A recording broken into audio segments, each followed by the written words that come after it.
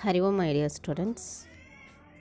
Today we are going to talk about the concept types of microprocessor and memory devices. First one is types of microprocessor. Microprocessor is classified into two ways. One is data width, another one is instruction set. Based on the data width, microprocessor can be classified. That is 8-bit microprocessor, 16-bit microprocessor, 32-bit microprocessor and 64-bit microprocessor. These can be mainly used to process the instruction set or process the data. Next one is classification of microprocessor based on instruction set. Okay, it is the important consideration of classifying the microprocessor. This microprocessor had very small instruction set because the complex hardware is very expensive as well as difficult to build,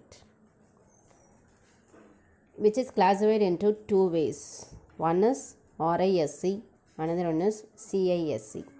The expansion of RISC is reduced instruction set computers.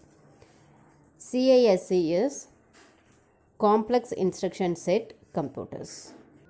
Difference between these two instruction sets are RISC emphasis on software but CISC emphasis on hardware, and also it has a small number of pixel length instruction but CISC has large number of instruction. Next difference is RISC have limited addressing mode but CISC have large number of addressing modes. In CISC, RAM is more efficient than to compare the RISC. The example for RISC is Pentium 4, Intel P6, AMD K6 and K7. The example for CISC is Pentium 2, Pentium 3, Motorola 68000 and Intel 386 and Intel 486. These are all the example of CISC. Before going to memory devices, first we will discuss about the data communicate between CPU and memory. CPU has two memory registers. One is memory data register, another one is memory address register. Memory address register is mainly used to store the address of the memory. Memory data register is used to store the data, which is transferred between memory and CPU. This is the main function of memory data register. The next concept is program counter. It is a special register in the CPU. It is also keeps the address of the next instruction to be executed. CPUல நம்ம send பண்ணிட்டே இருக்கும்போது எந்த இன்ஸ்ட்ரக்ஷனை எதை first செய்யணும் எதை next செய்யணும் அப்படிங்கிற process ஃபுல்லாக எதை செய்யும் அப்படின்னா இந்த ப்ரோக்ராம் கவுண்டர் அப்படிங்கிற ரெஜிஸ்டர் தான் செய்யும். Okay, the next concept is bus. It is a collection of wires which is mainly used to communicate between the internal components of a computer. Internal components such as memory unit, control unit and ALU unit. Okay, these are all the internal components of a computer. How these are all connected through bus? Here address bus and data bus are there. Address bus is a unidirectional, that is one way process, but data bus is a bidirectional, that is a two-way process. Okay, data bus is mainly used to transfer the data between memory and the CPU. Okay, but the control bus controls the operations of read and write. The read operation is mainly get the data from the memory and transfer to the memory data register.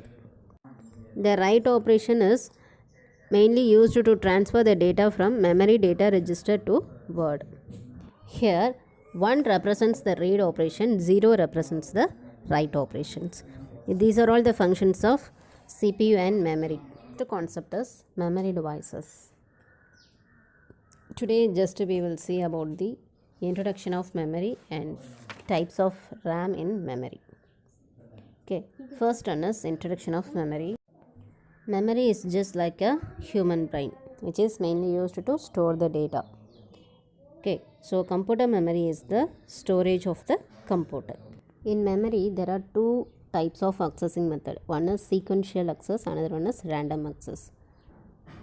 In sequential access, to access the data from the memory in orderly manner, that is starting to end. But in the random access, we accessed directly in any way. So it is a random access memory. Next one is hierarchical structure of memory based on the memory capacity, memory speed, and also cost of the memory. In this triangle, in left side smaller to higher, in right side largest to lowest. Okay, so hard disk is smaller capacity to compare the main memory. Main memory is smaller capacity to compare the cache memory. Okay, and then this side cache memory is larger capacity to compare the main memory and hard disk. Next one is random access memory. The short form is RAM. It is a main memory of the computer. Okay, random access memory is otherwise called as main memory, which is placed in the form of circuits, that is IC. RAM is a volatile memory, that is நம்ம சிஸ்டமில் work பண்ணிகிட்ருக்கும்போது suppose நம்ம work பண்ணிகிட்ருக்கும்போதே power cut ஆகிடுச்சு அப்படின்னா அந்த information வந்து last ஆயிரும். Okay, அது வந்து சிஸ்டம் மெமரியில் ஸ்டோர் ஆகிருக்காது. So it is a volatile memory.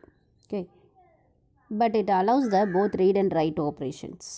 There are two types of RAM. One is dynamic RAM, another one is static RAM. The difference between these two RAM is static RAM is more expensive than dynamic RAM, and also the static RAM is fastest to compare the dynamic RAM, and also the structure is also simple in dynamic RAM, but in static RAM the structure is also difficult. In dynamic RAM the data is stored in the main memory, but in static RAM the data is stored in the cache memory. These are all the difference between static RAM and dynamic RAM. Okay, next class we learn about the ROM and its different types, and also discuss about the secondary storage devices. Okay, thank you students.